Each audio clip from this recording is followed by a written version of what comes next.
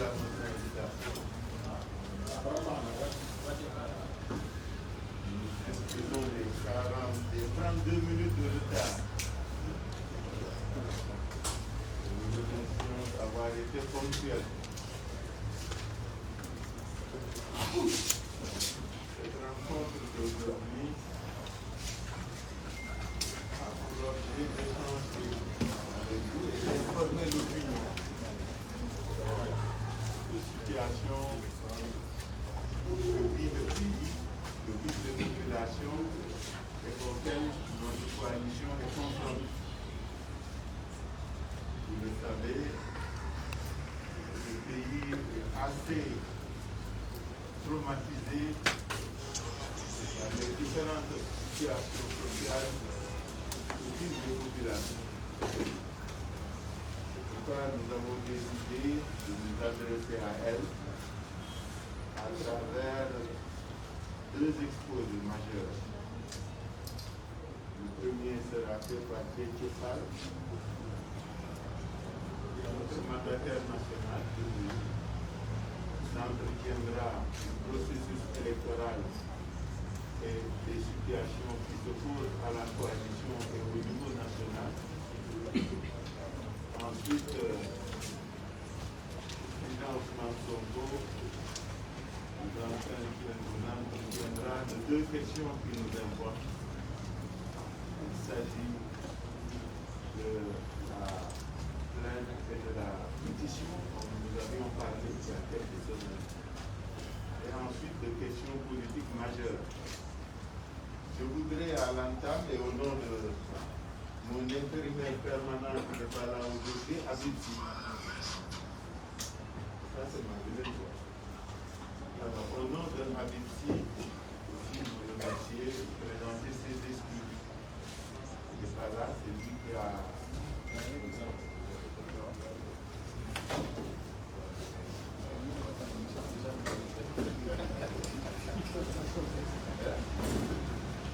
Le micro, comment il s'appelle? Le micro, non? Au micro. Bon. Alors, donc, je vais essayer, comme le faisait d'habitude notre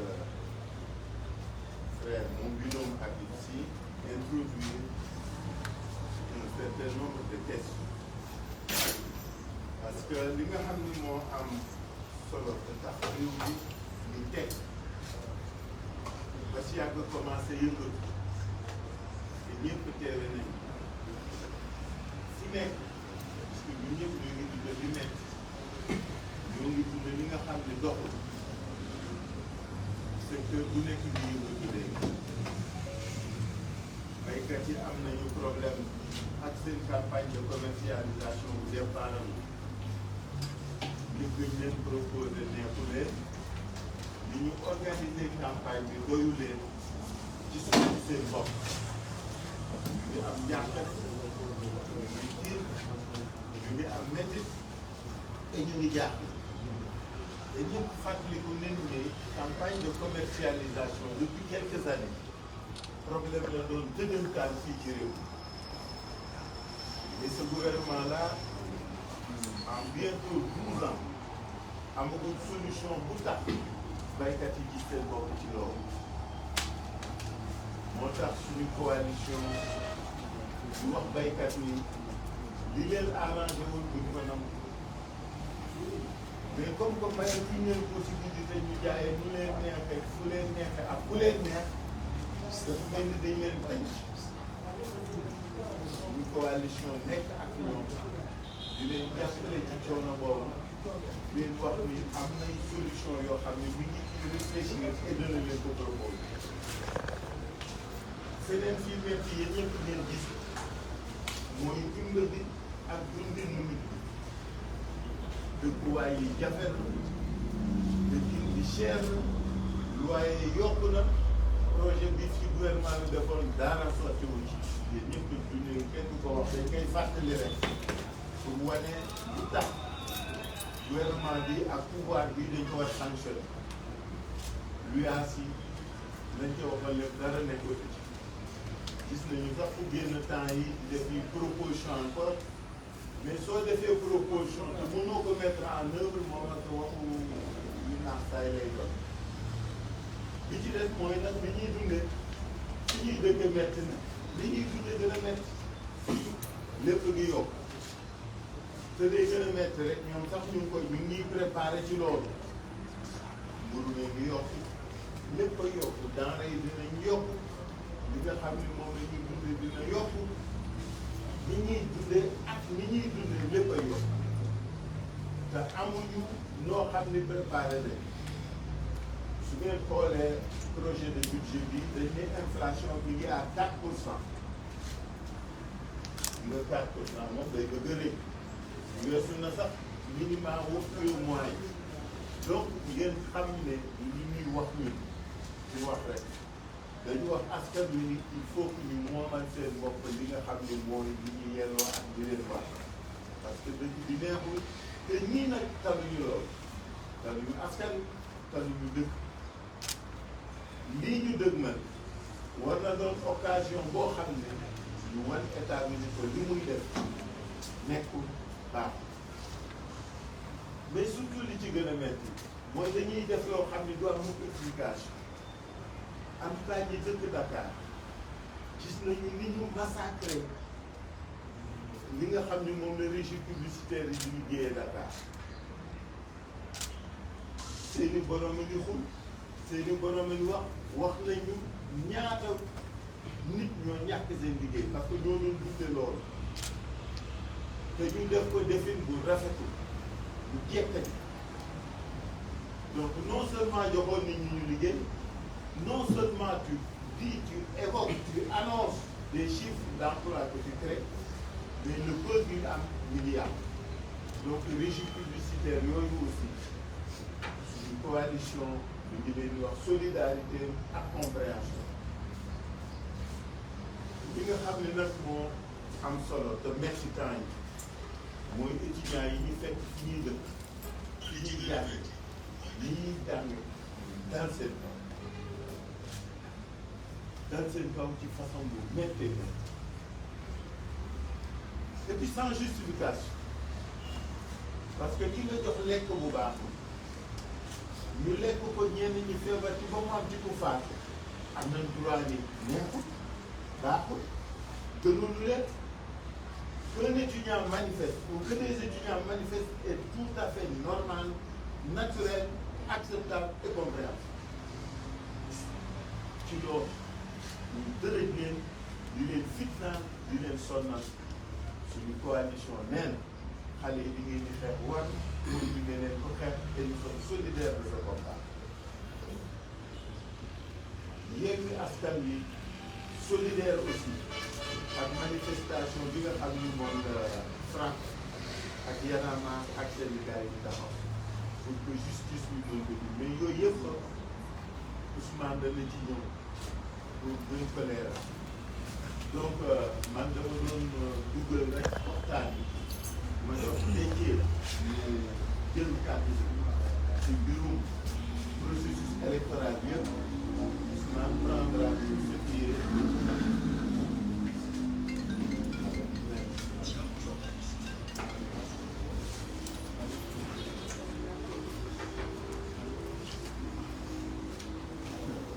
voilà dañu wax ni ma manifestation bi c'est autorisé bu FRAPP ak Y'en a marre donc ñoo ngi invité askan wi yëpp ñu ñëw jàpp ci ñu ñëw jàpp ci parce que nag loolu mooy li war parce que justice bi ni muy doxee ci réew ku mu dalul sa kaw it mi ngi waaj dal sa kaw ku mu dalul sa kaw ba pare donc li ñuy dénoncé naam kilifa mooy prétexte bi mais c'est de manière générale justice la ñu bëgg mu demee neneen offre coalition Yewwi offre la boo xam ne day autonomiser day libérer day émanciper magistrat yi dafa wax toujours ni ku mel ne Téliko ak ñi mel ni Téliko dañuy tax ba ñun ñi nga xam ne ñu ngi ci biti di seetaan ñu war jàppale magistrat yi donc marché bi loolu lay gund looloo ko war na ci ñëpp ñëw jàpp en tout cas loolu lañ leen di wooye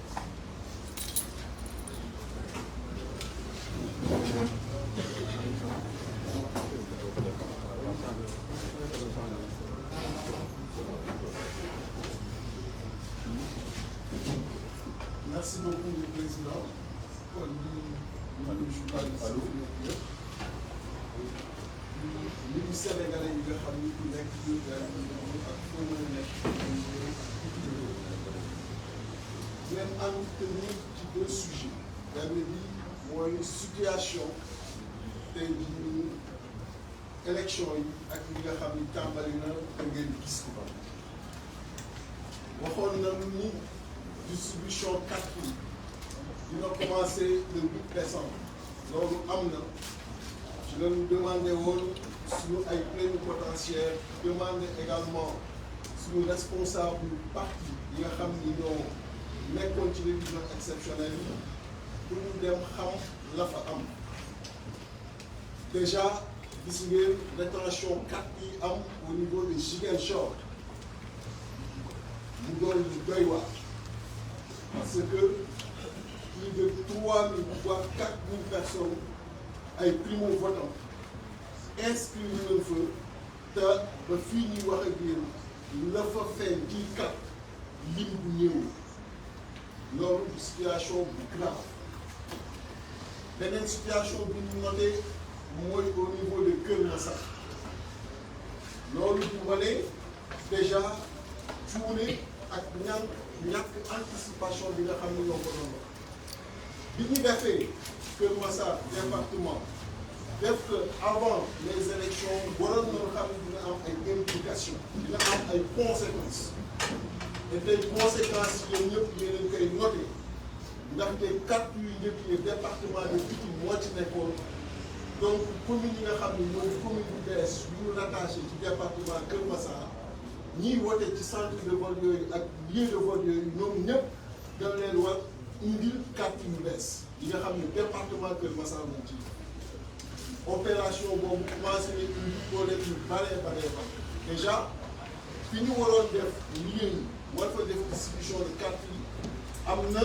ay lieux clandestins yu ñu noté yu distribution de carte yi am te li ci ëpp seeni ay militants la ñu dem di roñ indi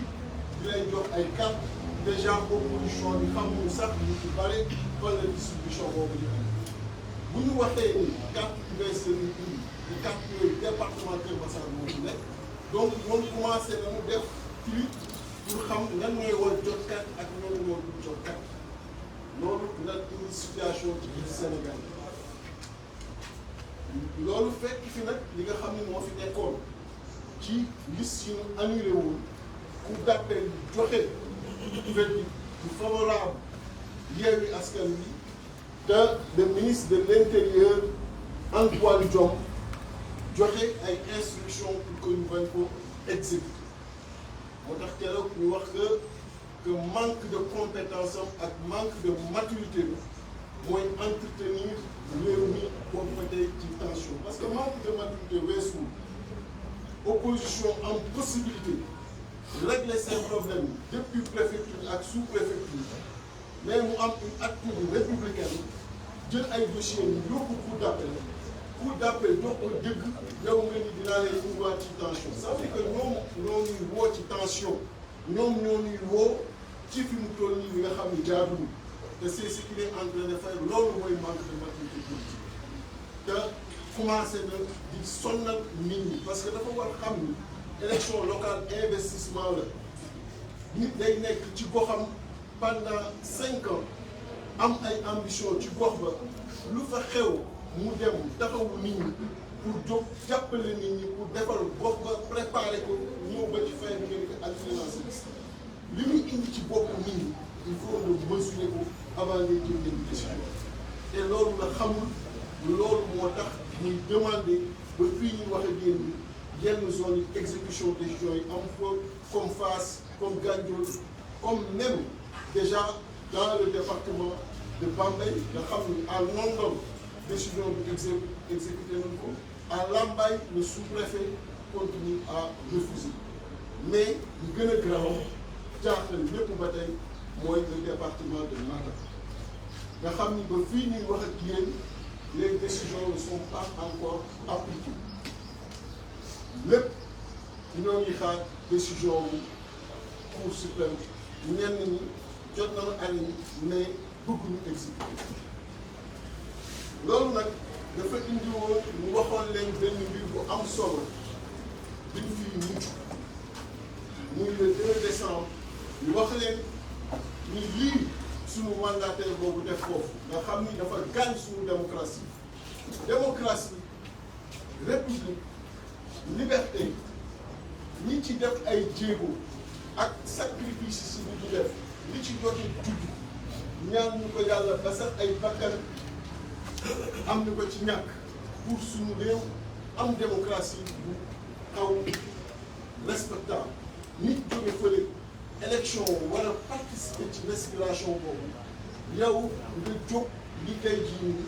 dinaa delloo réew mi ba nga xam ni weesu woon na ko romboon na ko ay ati at kooku suñu benn mandataire def ni ko alors que confiance la ñu amoon ci moom yooyu nag ku bëgg defal réew bëgg réew bu bees bëgg mu tegu ci yoon tegu ci droit tegu ci ay vertu nit ñi xam ne liggéey moo ñu tax a jóg caaxaan taxuñoo jóg il faut ku def lu ñu mel nga def ci moom li nga xam ne dañ servir exemple à tout le monde te loolu moo ñu yóbbee woon keroog ñu leen duñ ko bàyyee noonu daan ko porter plainte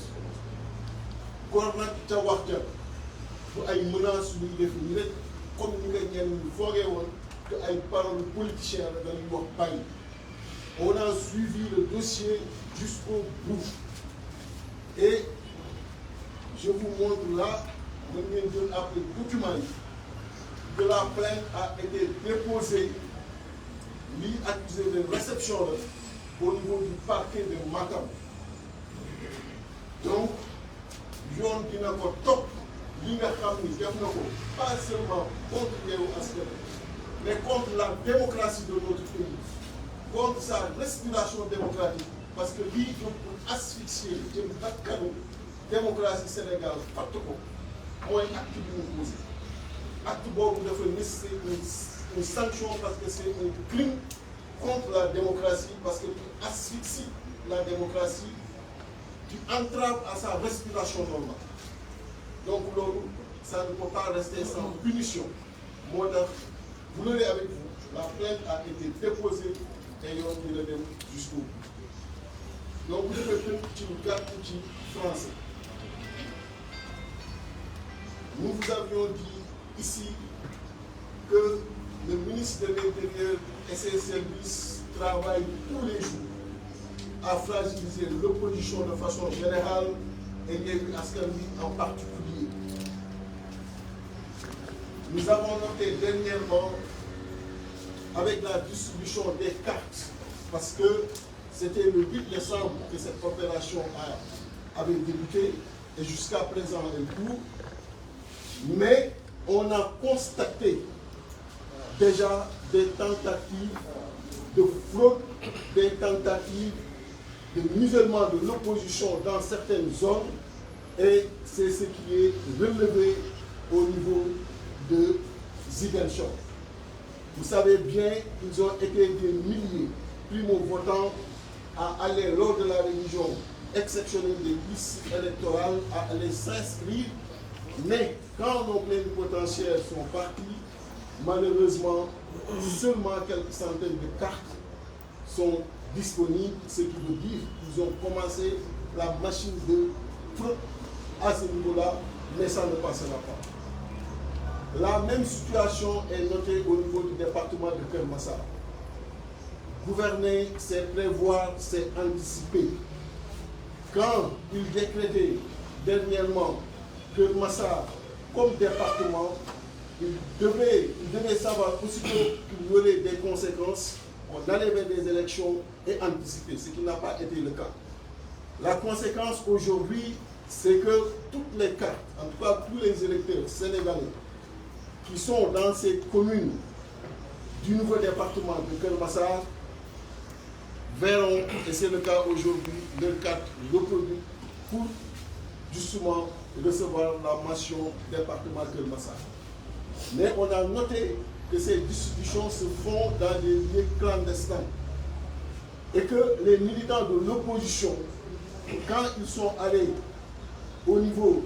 des mairies, de certaines mairies qu'on avait ciblées, ils se sont rendus compte que leur carte ne s'y trouvait pas et ils ne savent même pas où aller les récupérer. Et eux, ils s'organisent à donner les cartes à leurs militants et à retenir les cartes de l'opposition, ce qui va nécessairement amener un problème pour l'organisation de ces élections. Ce n'est pas gratuit quand on disait au ministre de l'Intérieur que son incompétence et son manque de maturité politique maintiennent ce pays sous tension. Parce que Yewwi Askan Wi a choisi la voie républicaine alors qu'elle avait la possibilité de faire autre chose. Quand nos listes ont été rejetées, nous sommes partis au niveau des cours d'appel. Les cours d'appel nous ont donné raison. Et lui, il passe derrière pour donner des instructions aux préfets et sous-préfets pour qu'ils n'appliquent pas ces arrêts rendus au niveau de ces cours. Et c'est ce qui fait que encore dans certaines communes et dans certains départements, les listes de Yewwi Askan Wi ne sont pas encore publiées. C'est le cas à Saint-Louis avec les communes de Fass et de Gandiol. C'est le cas à Dakar avec, dans la région, je veux dire, dans le département de Pikine, pour la liste départementale. C'est le cas également au niveau de Bambey, dans la commune de Lambaye. Heureusement que le sous-préfet qui s'occupe de la commune de Londol a exécuté la décision. Mais le plus grave, on l'avait signalé, c'est le cas du département de Matam. Le département de Matam, jusqu'ici, aucune liste de Yewwi Askan Wi n'est affichée. Et nous avions dit à la dernière conférence de presse qu'on ne pouvait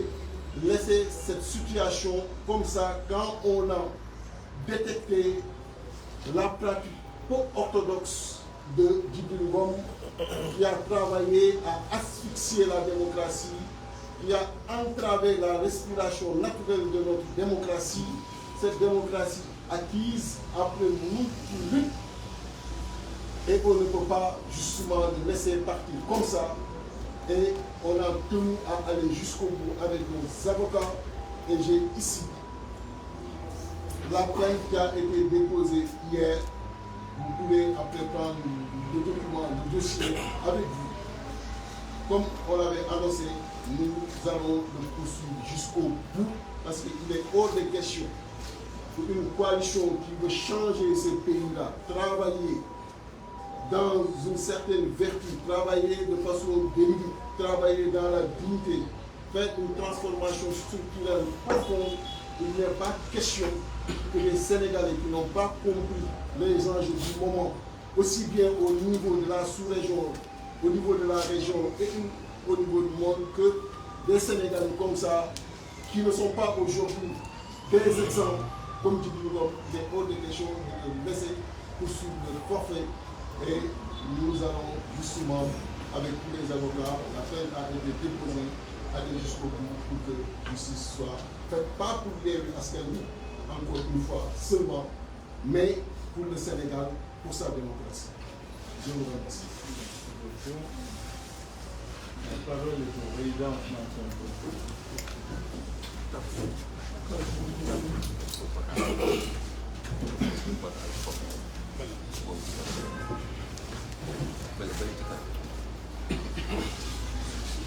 Merci beaucoup. Bonsoir à tous ceux qui suivent cette conférence de presse, dans la salle comme pour les réseaux sociaux. Je vais amener le pas à Didier. Je crois qu'il a introduit la partie que je vais traiter,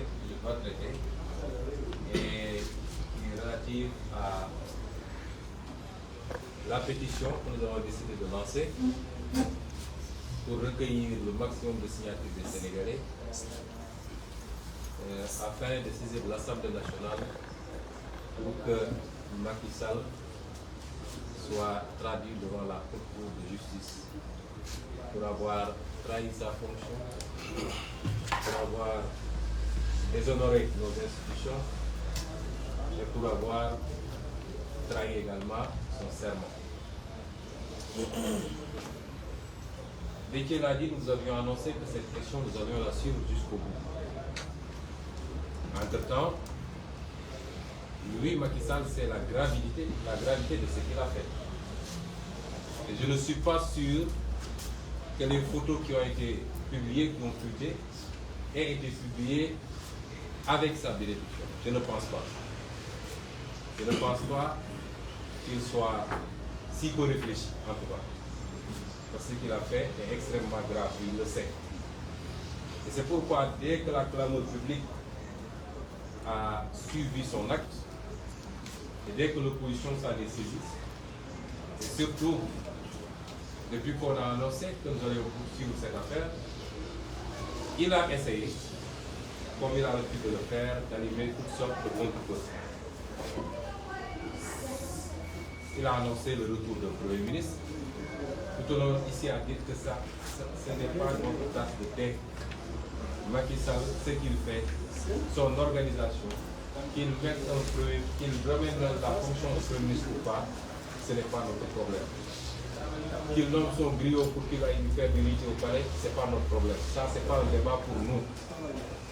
Il n'a pas consulté quand il a décidé de supprimer le poste de Premier ministre. Et nous considérons que c'est un non-débat, que personne ne nous interpelle sur ces histoires de primature.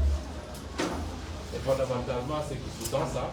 c'est beaucoup de choses, mais parmi ces choses-là, c'est d'essayer d'animer un contre-feu, puisque voilà un président pris dans son propre jeu, fait de méchanceté gratuite, de complot et de persécution contre tous ceux qui disent non, mais surtout d'incompétence qui nous a conduit, cette incompétence, à la situation que vit le pays. Voilà un président qui aujourd'hui est pris au collet, en étau de toutes parts, et à chaque fois ne compte que sur la communication pour essayer d'orienter les Sénégalais vers de faux débats. Évidemment avec tout un dispositif à sa disposition pour dire aux gens, parler de Thiéboudjeri. Ce n'est pas notre problème de Thiéboudjeri. C'est pas notre problème. Quand un président s'agrippe maintenant sur des histoires de Thiéboudjeri, à quand la validation ou comment on appelle ça, la certification du Etodiaï, du Bahalou Saloum, je ne sais pas. Il est là à s'agripper sur le Djereboum d'ailleurs. Tout ça, il faut. Ouais, quand il ne communique pas parce qu'on est en train de tabasser des étudiants. Il ne communique pas parce qu'il y a grève du transport public qui a bloqué le pays pendant longtemps. Il ne communique pas parce qu'il y a des Sénégalais qui meurent dans les océans. Ce n'est pas son problème. Il ne respecte pas le peuple. Quand est-ce qu'il communique? C'est pour dire qu'on vient de certifier les Thiéboudjeri comme plan national. Ou alors, à chaque 2 jours, 3 jours, ceux qui le soutiennent ailleurs donnent un petit prix à un Sénégalais et il communique sur ça. Il en est très content de la récupération du mérite individuel des gens. Mais les vrais problèmes du Sénégal ne sont pas là. Pourquoi il ne parle pas de la crise universitaire? Pourquoi il ne parle jamais de la crise au niveau de la santé? Pourquoi quand il y a des catastrophes graves dans des parties du pays, vous voyez qu'aujourd'hui ou demain, Joe Biden va se déplacer pour aller voir ceux qui ont été frappés par la tornade. Mais ici, il peut se passer des inondations, tout ce que vous voulez, ce n'est pas sa tasse de thé. C'est ça le président Macky Sall. Et toute cette situation est occasionnée, causée par son incompétence, son incapacité, son manque de vision et de programme. Il a fait essayer d'allumer toutes sortes de contre-feux. Il a envoyé même un de ses crieurs publics insulter Barthélémy Dias ici présent. Tout ça, c'était pour allumer des contre-feux. Nous avons compris. Mais Yewwi Askan Wi est resté droit dans ses bottes, à continuer à suivre son agenda personnel. Cet agenda-là qui nous a amené aujourd'hui. Depuis hier, en tout cas, les avocats ont déposé une plainte contre M. Djibril Ngom. Un monsieur que je plains, et ça c'est du Macky Sall, c'est profiter de la précarité des uns et des autres, utiliser les biens de l'État pour les corrompre et les orienter ou les dévier. Ça c'est indigne d'un président de la République. Depuis qu'il est là, c'est débaucher des opposants. La transparence n'a jamais été aussi forte au Sénégal. C'est acheter des consciences, c'est maintenant détourner des mandataires, ce qui est extrêmement grave. Parce que tout le reste, c'est de l'ordre de la morale. Mais ici, c'est des délits. Détourner un mandataire, c'est un délit. Et c'est à ça qu'on se retrouve aujourd'hui avec Macky Sall. Moi, je plains ce monsieur. Nous ne faisons pas de persécution, on ne se focalise pas sur sa personne. Mais il faut que ça serve de leçon. Que les Sénégalais sachent que la confiance a un prix. Qu'on ne peut pas pervertir le dépôt qui est fait en votre nom et en votre personne pour des questions bassement matérielles. Si on laisse faire, la prochaine fois, ce seront peut-être 400 communes qu'ils vont acheter, qu'ils vont détourner. Et c'est pour cela que symboliquement, mais principalement, nous ne pouvions ne pas déposer cette plainte, ces faits désordres. Mais poursuivre seulement Djibril Ngom sans poser des actes contre le commanditaire qui est Macky Sall, ça aurait été quelque part même injuste. Et c'est ça qui justifie que la coalition ait décidé de saisir, puisque vous savez qu'un président de la République, il bénéficie, il jouit de ce qu'on appelle une immunité juridictionnelle. Malheureusement, quand on a un président de la République comme Macky Sall, ça justifie tous les abus. L'immunité juridictionnelle veut qu'un président ne puisse pas être attrait en justice comme n'importe quel citoyen. Il a une immunité juridictionnelle, il a un privilège également de juridiction. Il ne peut pas être jugé par n'importe quelle juridiction, il faut une juridiction spéciale qui est mise en place par l'Assemblée nationale au début de la mandature ou de chaque session, je ne sais plus, de la mandature, présidée par un avocat, mais au siège également des élus. Et il faut qu'il y ait une résolution votée par un certain nombre de députés. Si je me souviens bien, c'est 3/5. Et c'est pourquoi nous avons considéré que nous ne pouvons pas ne pas saisir l'Assemblée nationale. Cette saisine sera citoyenne. Et ce programme, nous disons, avant cela, nous allons lancer une pétition. Il y aura une version aussi, une version papier, qui sera distribuée à tous les jeunes, toutes les femmes de la coalition, qui se chargeront de faire signer les Sénégalais qui voudront signer. Et ensuite, il y a une version électronique qui est déjà mise en ligne. Je ne sais pas s'ils ont envoyé le lien qu'on puisse donner, mais il faut voir, il faut demander à Abbas. Il y a une version électronique qui est déjà positionnée, qui sera mise en ligne aujourd'hui. Quand nous aurions recueilli suffisamment de signatures, nous déposerons cette pétition citoyenne sur la table de l'Assemblée nationale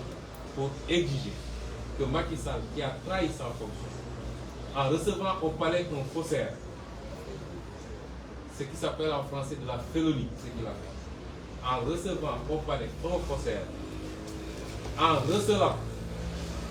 parce que c'est du recel, le détournement de mandat qu'a opéré Djibril Ngom, Macky Sall a trahi son serment parce qu'il a prêté serment en jurant de servir la Constitution, de respecter et de faire respecter la Constitution et les lois de ce pays. Or, les lois de ce pays disent que ce que Djibril Ngom a fait est très grave. Et de surcroît, les conditions dans lesquelles il l'a reçu, laissant douter d'un transfert d'argent subséquent, puisqu'il y a une enveloppe suspecte, même si on ne peut pas dire avec assurance ce qu'il y a dans l'enveloppe, fait que, au-delà, même si on ne sait pas ce qu'il y a dans l'enveloppe, mais le seul fait qu'il l'ait reçu au palais montre que, de un, il est le commanditaire, et deux, qu'il y a trafic d'influence. Il y a un trafic moral d'influence. Et c'est extrêmement grave qu'un président de la République descende à ce niveau, pour ne pas dire descendre dans les caniveaux politiques. Pour simplement, parce que simplement il a peur d'une coalition qui s'appelle Yewwi Askan Wi. Nous avons décidé donc de lancer cette pétition. Tout de suite, les militants et sympathisants qui sont venus, qui attendent dehors, vont procéder aux premières signatures. Nous avons également décidé d'adresser une correspondance à l'Union africaine, qui recevra certainement en tant que président de l'Union africaine. Mais nous adresserons cette correspondance à l'Union africaine pour dire que cet homme ne mérite pas de diriger le Sénégal, a fortiori de diriger l'Union africaine. Le comportement de Macky Sall, je vais en conclure par ça, ne nous étonne pas. Les conditions dans lesquelles il est arrivé au pouvoir et la manière dont il a exercé ce pouvoir depuis 10 ans maintenant, tous ces éléments-là concourent à justifier, à expliquer le comportement de Macky Sall.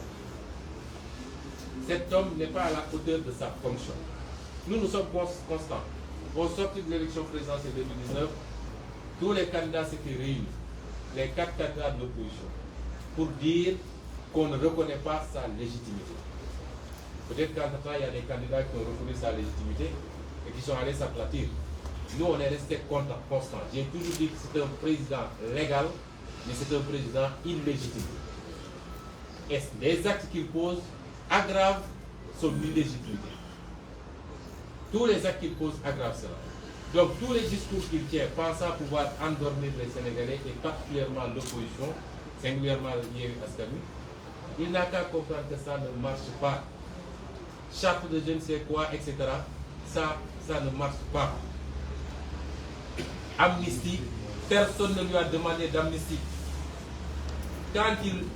menait des cabales contre des opposants, est-ce qu'il avait demandé l'avis de qui que ce soit? Il a créé lui-même ses problèmes. Il n'a qu'à s'en sortir. Khalifa Sall n'a pas demandé d'amnistie. Karim Wade dit qu'il n'a pas demandé d'amnistie. Qu'est-ce qui lui fait chantonner du matin au soir amnistie, amnistie? S'il veut voter sa loi d'amnistie, il n'a qu'à la voter, il a sa majorité. C'est lui qui a instrumentalisé sa justice pour faire ce qu'il fait. Il n'a qu'à prendre ses mêmes responsabilités pour défaire ce qu'il a fait. C'est que les gens lui ont dit, il y a des bases solides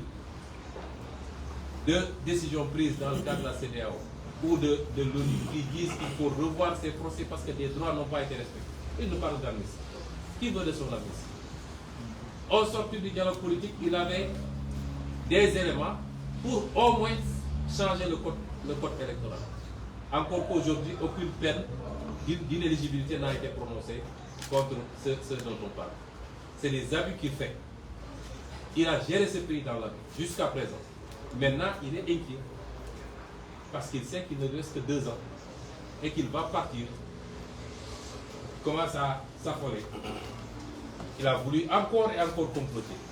Il a essayé et le mois de mars a été le coup d'arrêt. Et en même temps la fin de son règne. Et il le sait. Donc nous disons qu'il n'a qu'à respecter et faire respecter la Constitution et les lois de ce pays. C'est tout ce que les gens disent. Tout le reste ne nous intéresse pas. Tout le reste n'intéresse que Macky Sall et son groupe. Je terminerai par dire que les gens viennent nous voir souvent pour dire oui, il faut lui aménager une porte de sortie, il faut discuter, il faut le rassurer. Mais lui, il avait aménagé une porte de sortie à Abdoulaye Wade. Il avait la porte de sortie, c'était l'emprisonnement de son fils et la crime, je ne sais quoi. Nous sommes dans un pays de droit. C'est le peuple sénégalais qui choisit librement. Celui qu'on choisit, il exerce le mandat.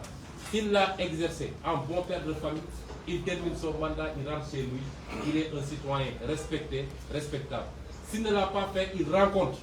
Et si Macky ne l'a pas fait, il rendra compte. Un point, un trait. Nous ne sommes pas là pour discuter sur le dos des Sénégalais des milliards et des milliards qui ont été volés et placés dans des banques étrangères. Nous ne le ferons jamais. Nous n'avons pas à lui aménager de porte de sortie. Et les gens disent, ouais, il réfléchit à celui qui va mettre à la tête du pays. Il ne mettra personne à la tête du pays, c'est les Sénégalais qui choisiront. Il faut que ce soit très clair. Ci olof ñi wax ni li ñu dajale fii te cee introduire la tuuti ci wolof mooy fan yële ci gannaaw dañ leen waxoon ni lu soobee yàlla daan dellu si ak yéen ci lii nga xam ne mooy lu garaaw lu am ci élection locale yi ndax Sénégal dañuy wax démocratie la waaye suñu xel war naa fekk ci démocratie boo xam ne ki ñu teg ci bopp réew pexe bu mu mun a def pour ñi mu jàkkaar loolu war a ñàkk a dem ci élection rek pexe boobu dina ko def pexe bu mu munti def dem na ba tey suñu administration nga xam ne ndey ji seex la waroon a tëddee dugal na ko ci yëfu ñàkk solo yi suñu justice dugal na ko ci yëfu ñàkk solo yi wala lenn ci suñu justice lenn ci suñu administration looloo ko yóbbee woon ci mu am yu mu monté def ko ak lenn ci administration territoriale pour que ñun Yewwi Askan Wi ci bërëb yu bëri ñu bañ a mën a dem ci élection bi yàlla def fi mujj yi ñëpp gis ngeen ko waaye balaa loolu dem na wër ay nit yoo xam ne ni élection du doxee mooy gox ku nekk da ngay am koo jox sa kóolute ne ko yow yaa ñu fiy toogal yaay wax ci suñu tur bu joxe dem déposer liste jotee yaa koy déposer ak leneen mu dem ci ñooñu nga xam ne ñun Yewwi Askan Wi amoon nañ ci ñu dem jënd leen ci anam boo xam ne ñaaw yëpp rek liñ ci jublu mooy ñun ñu bañ a mën a déposer suñuy liste foofu bañ ko defee ci Matam nag def ko ki ñuy wax Djibril Ngom ñun dañu ne woon nañu njëkk a toppatoo suñuy liste mooy dañu njëkk a dem ci cour d'appel yi pour ñu delloo ñu suñuy liste bu ñu jógee ci loolu mandataires yi nga xam ne jàpp nañ def nañu lu garaaw dañ leen di topp boobu moom Macky Sall dalal la bëggoon Djibril Ngom waaye xam nga li tubaab naan un crime n'est jamais parfait ba ñuy jël décision ñu ni dañuy topp Djibril Ngom ci yoon moom Macky Sall dalagu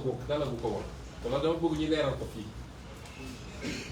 su ko dalaloon yi dañ koy topp ci yoon parce que li mu def dafa garaaw ndax lu toll département boo xam ne am na lu ëpp 40 communes su ma jumul nga dem ñu jox la xaalis wala ñu am fu ñu jaar ak yow nga daw ak suñuy liste ñu woo sous-préfet Déthié mi woo préfet ak sous-préfet ne leen changé nañ ko sous-préfet ne pour ñu changé ko il faut mu ñëw ba taxaw moom ne moom dootul seen mandataire bu taxawul duñ ko ñu wër ko ci Matam bi gisuñu ko fu ne ñu wër ko nit ñi wër ko avis de recherche fu ne ñu dugg ko gisuñu Djibril Ngom loolu lan moo ko gën a ay ci démocratie kon bu ko Macky Sall dalaloon sax dañ koy topp li ñaaw ci mbir mi nag mooy ñun moom dañ koo yërëm ndax Macky Sall moo ni mel Macky Sall ni muy defee politique salte na salte boo xam ne jël alalu réew mi di seet nit ñi fu ñu gën a néewee doole day seet nit fu mu gënee néewee doole mu jël alalu réew mi wala mu ut ay moyens de pression xool fu mu lay jekkoo di essayer teg loolu sa kaw pour ne la ñëwal ànd ak man wala defal lii wax opposition bi mu fi nekkee ba léegi loolu rek la amul leneen ca jamono jooju réew maa ngi tumuraanke réew maa ngi torox moo tax fi mu ne nii jaaxle na ndax tappale yorul réew ci dëgg lañ koy yor mun nga tappale jënd ñu lay waxal fu nekk jënd ay patron de presse ku la neex nga tri ñu lay xalamal suba ngoon waaye sénégalais yi li ñuy dund loolu du ko réglé tey ci lan lay langaam suñu xëy ñu ne FMI nee na Macky Sall exemple FMI yàgg naa leen ko wax du suñu xarit du suñu mbokk réew yu jóg génn ci guute jamono ji yëpp Brésil bi FMI waxee dañ ne FMI d'accord ñëw lu laa teg fële FMI def ay méthode am Brésil jóg Mahathir fii ci Indonésie bi mu ñëwee FMI ne ko lii mooy suñu recette mu leen dégg naa leen même recette bi teg fële jaare na le Corée du Sud noonu la def dans les années 65 70 FMI ku mu tàccu rek mooy nekkoo ci yoon bu baax waaye FMI pour féliciter Macky Sall gars yi jël ko bind ma ne Sénégalais li ñuy dund FMI xam na ko Sénégalais ñi ngi lekk ba suur ñi ngi naan ba suur njàng mi dox na faj mi dox na leneen ñu naan ma FMI wax na wala ñaari fan ñett yu ñu ne waaw Sénégalais bi France jox na ko raaya loolu mérite individuel la ay raaya France ak raaya keneen ñun fii la ñu tal suñu réew mi wala su leen neexee ñu jógati ne léegi nee nañu ceebu jën adduna bi xam ne ni ceebu jën nag Sénégal lañ ko xamee doonte Gambie dina ko togg Mali dina ko togg Côte d'Ivoire sax dina ko togg Mauritanie dina ko togg Burkina léegi mu langaamu ci ceebu jën bi yow bu école bi di tàkk kenn du la gis nga def communiqué ci Skype kii Twitter réew buy tàkk doo ko def étudiants yaa ngi nii mi ngi tàng bu doon réew bu normal président wax na ci du ngeen mës a dégg Macky wax santé ñi ngi grève Macky du ci wax transporteurs yi grève nañu Macky du ci wax rea ngeneen waaye ceebu jën mu nekk fi naan day def poste ah kaldu bi sax mbaxalu saalu yooyu yëpp suñuy paa cere mbuub yooyu yëpp nañ ko yóbbu waaye moom su meloon ni mu war a mel moom su meloon ni mu war a mel tey sénégalais dañ lekk ceebu jën ñaata sénégalais ñoo ñeme lekk ceebu jën ak coof ci digg léegi waa sax la ñuy defee ceebu jën jaay la géej géej mu naan xam nga lan kër de Sénégal ceebu jën nangam nag yooyu yëpp li muy wane mooy président bu matadi loolu tax nag ñu ne woon tappale gi dafa doy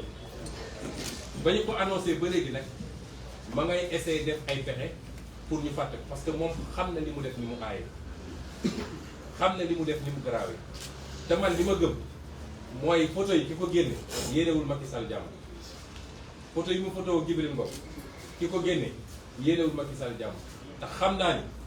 neexu ko ku dem dajale na gars yëpp du ne mu ramasse la ndax li mu def dafa garaaw koo xam ne dafa def njombe Sénégal yëpp ñaawlu ko est-ce que am na Sénégal kenn ku rafetlu lu Djibril Ngom def est-ce que am na du kilifa diine du citoyen lambda du intellectuel du waa diaspora du yéen ñii sax du nag amul kenn ku rafetlu parce que Sénégal dañoo am ay valeurs quand même ñoom waa pouvoir bi ñu bëri dañ koo ñaaw parce que dañoo am ay valeurs yu ñu jàngal ñun ngor kóllëre kóolute dafa am nu ñu koy sàmmee donc loolu am ñëpp ñaawlu ko moom mu am sañ-sañu recevoir kooku ak benn boyet boo xam ne benn enveloppe boo xam ne ñoom déccee ñi xam xaalis xam nga ko nee nañu 10 millions daal lañu porté ci nee nañu daal li ñu gis daal ñi xam xaalis dëgg nee nañu yooyu li ñu ko takkee noonu fukki millions moom jàpp nañ ni ba nga fa léegi loolu moom xam na ni lu garaaw la def Macky Sall moo tax bi ñu ko annoncé ba léegi fu mu mun a taalee ma ngay taal su taalee fii mu tàkk mu taal fële jekki na day andi premier ministre ñun suñu yoon newul ci premier ministre ñun suñu yoon newul ci premier ministre Macky Sall lu muy def ak lu mu def ñun toppatoo ñu ko bu ko neexee mu nomee Farba mu koy riitil suba mu ngoon premier ministre ñun loolu yëngaluñu ndax bi muy génne poste premier ministre moo toog ba mu neex ko mu ne moom léegi moom dong kot doy na pour yor réew mi nee na moom kot doy na pour yor réew mi tey nee na day delloo si premier ministre te bokk na li mu ko layee nee na comme day dem Union africaine dootul am jot pour Sénégal doy waar a nga noonu lu doy waar man nag yërëm naa Sénégal ndax koo xam ne bi muy nekk fi yor mandat Sénégal rek mënalul dara réew mi tey mu naan maa nga dem Union africaine ñaari fan yu ne mu jël avion naan day dem défendre l'Afrique l'Afrique n'a qu'à se gérer d'abord doog nga naan maa ngi dem défendre seen défendre yëpp mooy on a qu'à nañu jox ay droits de tirage spéciaux nañu def ay fonds pour jàppale Afrique alors que yaa ngi jaay suñu pétrole jaay suñu gaz jaay suñu géej jaay suñu zircon jaay suñu suuf si ba pare di wër di yelwaan loolu mooy gouvernance Macky Sall bi mu defee loolu sottiwul kenn mu laalu ko léegi naa sax ñu ne léegi Khalifa Sall la ci bëgg a def premier ministre monsieur le premier ministre bu ma fàtte donc bu mu xamee ni loolu sottiwul mu génne yeneen ak yeneen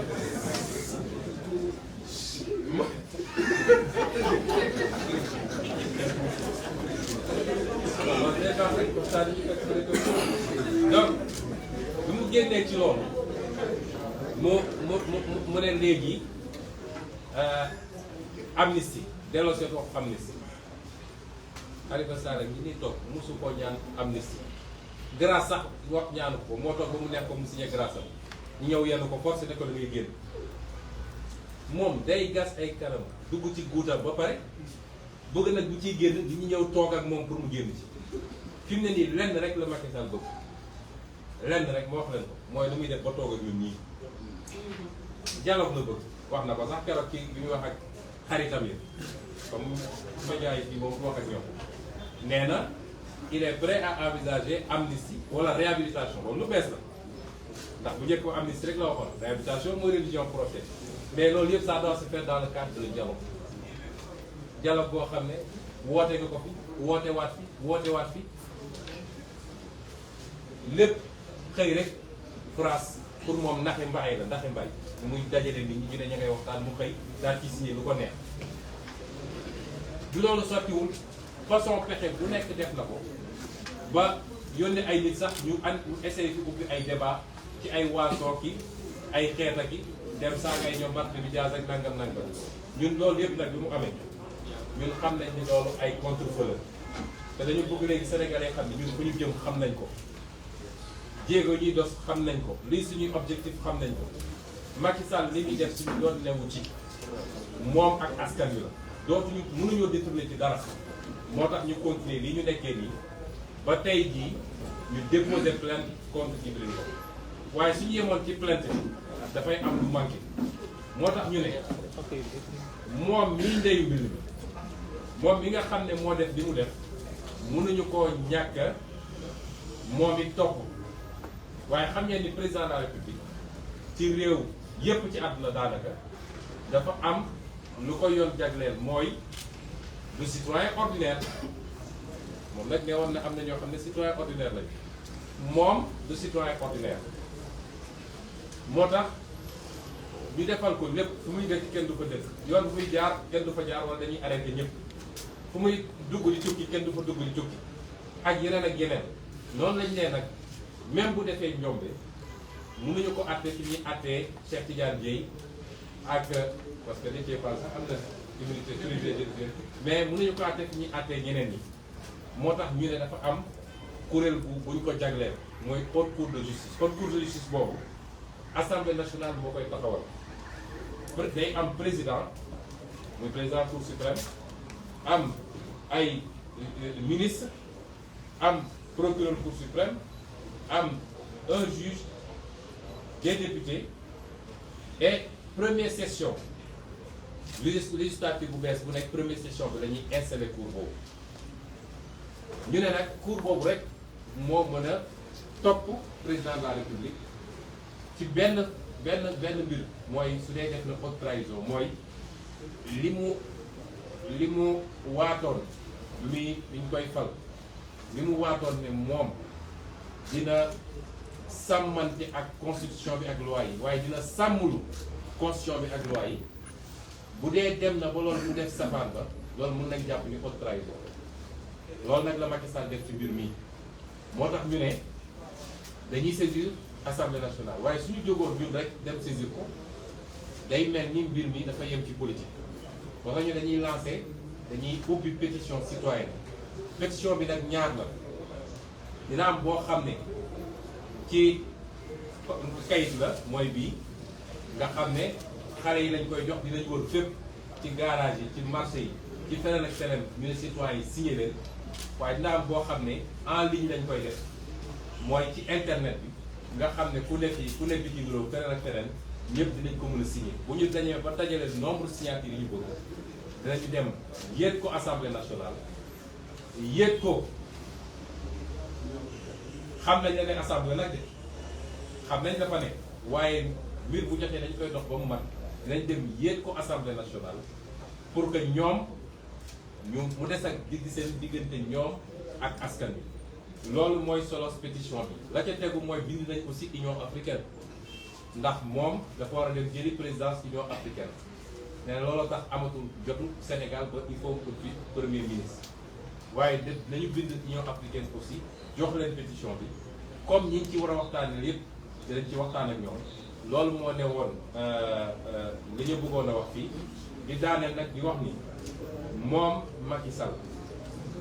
dañ koy wax sénégalais du moom Macky Sall mooy tànnal Sénégal ko war a wuutu fii ci Sénégal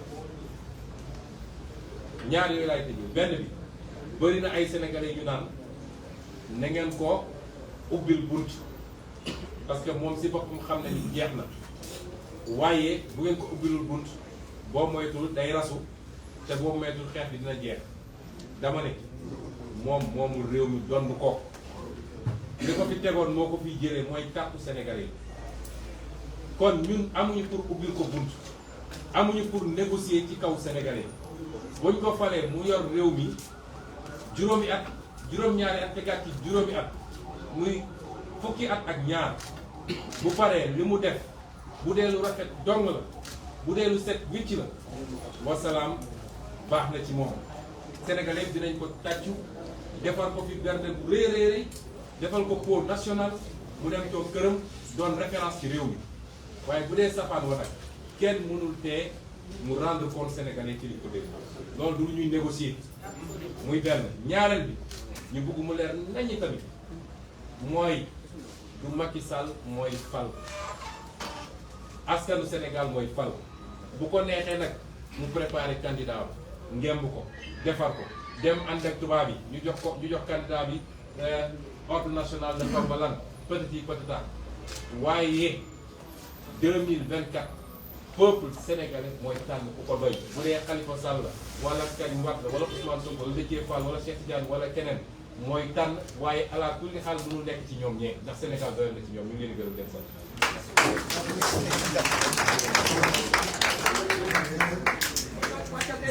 Voilà, merci beaucoup. Je crois que loolu moo doon solo point de presse ñuy jeexal rek bala ma delloo ma jox kàddu bi Cheikh Ndiaye may waat ci marche bi ñu ngi jël ci marche bi Y'en a marre ak syndicat vraiment œuvre citoyenne la action citoyenne la ñun ñëpp dañoo fekk donc ñu ngi yeesalaat woote boobu ma jox Cheikh Ndiaye mooy président de la commission des finances ak logistique bu coalition. jërëjëf Khalifa damay gàttal rek ñaari question technique rek laay joxe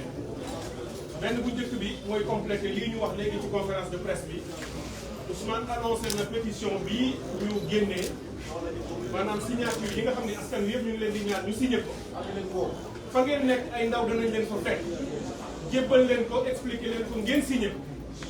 waaye dugal nañ ko aussi ci site internet bi nga xam ne créé nañ ko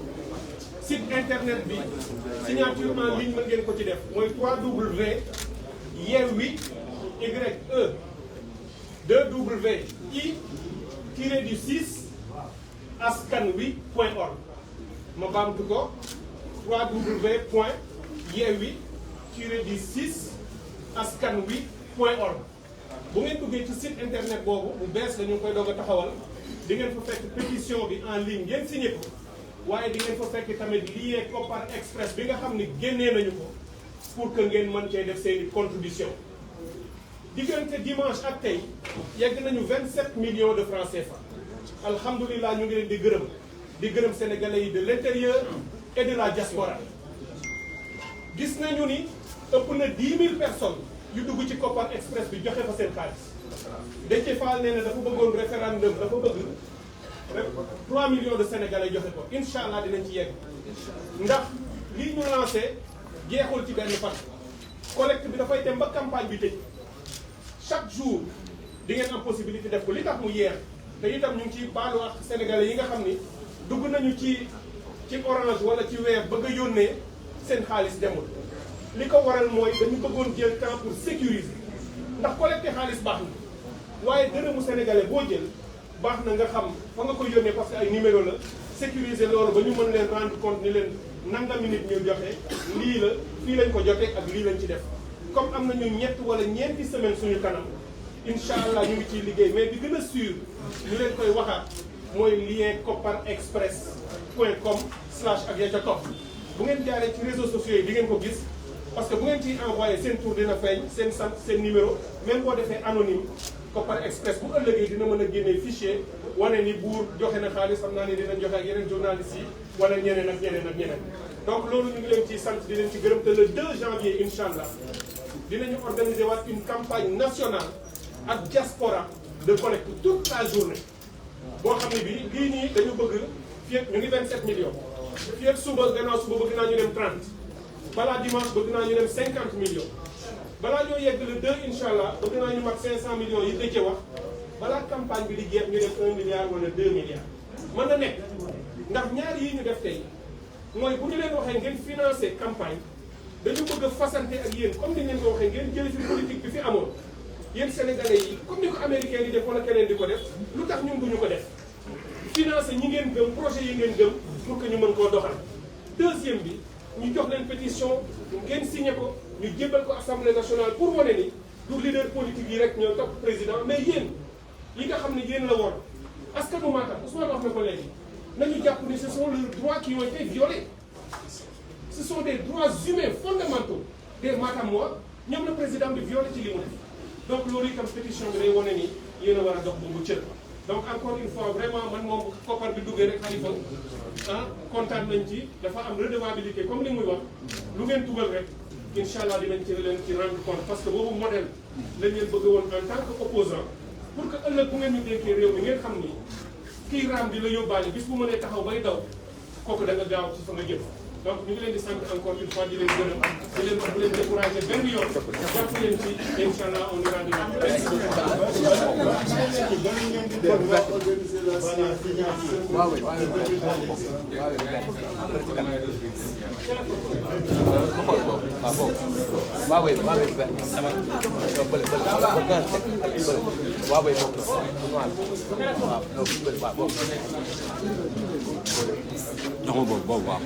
ak dictat bi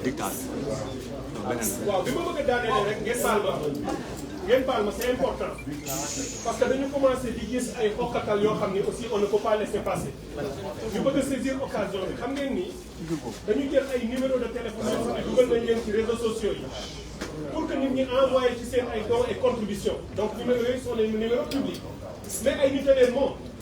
te pour yëkkati jigéen ak kattanal ko daanaka ñetti numéro yi ñu joxe yëpp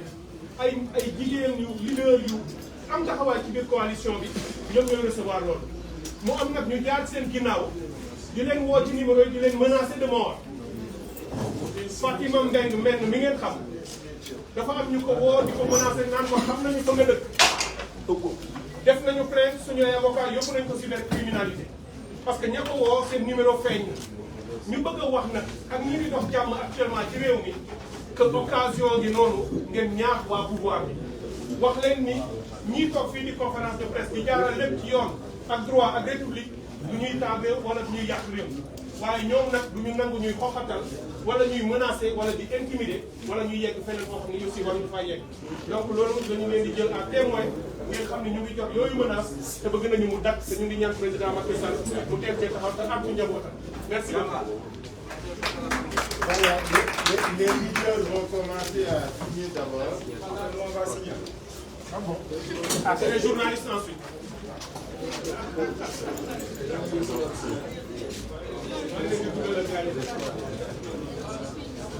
Voilà.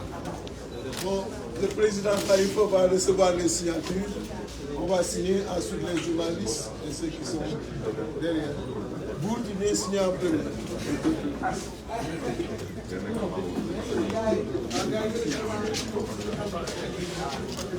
Vous allez signer.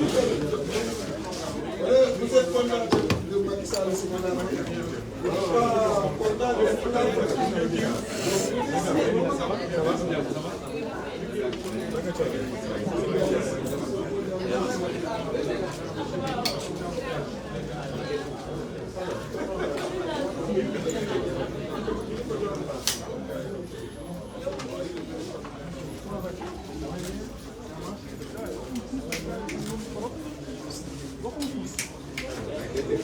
Vous prendre l'image.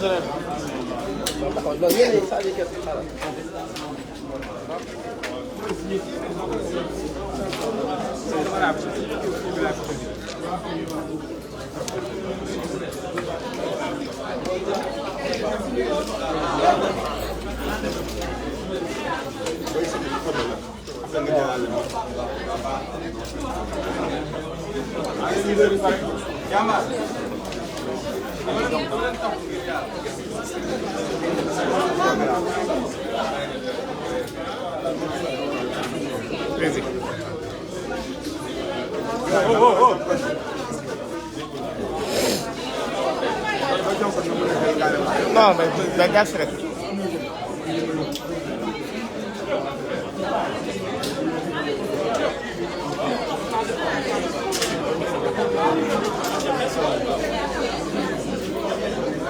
Hey.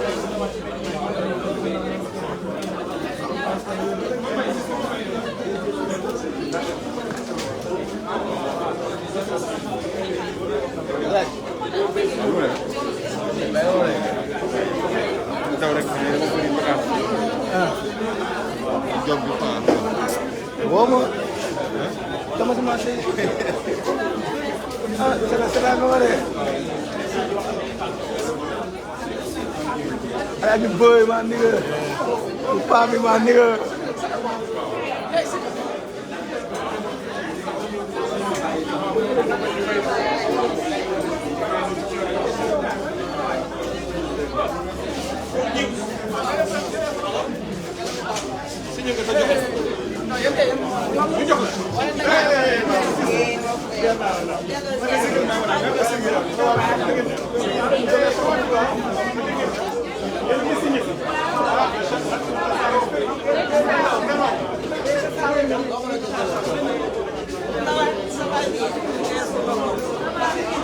Jigéenu Dakar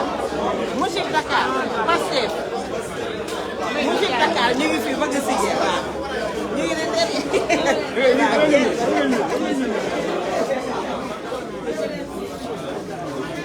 Voilà, je rappelle le journaliste ici.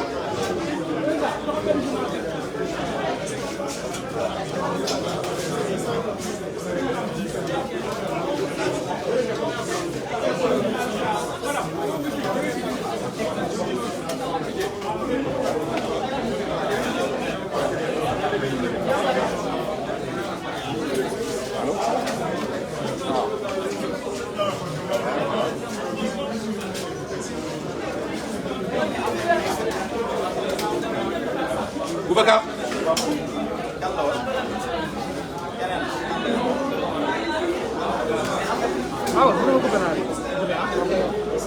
Ah,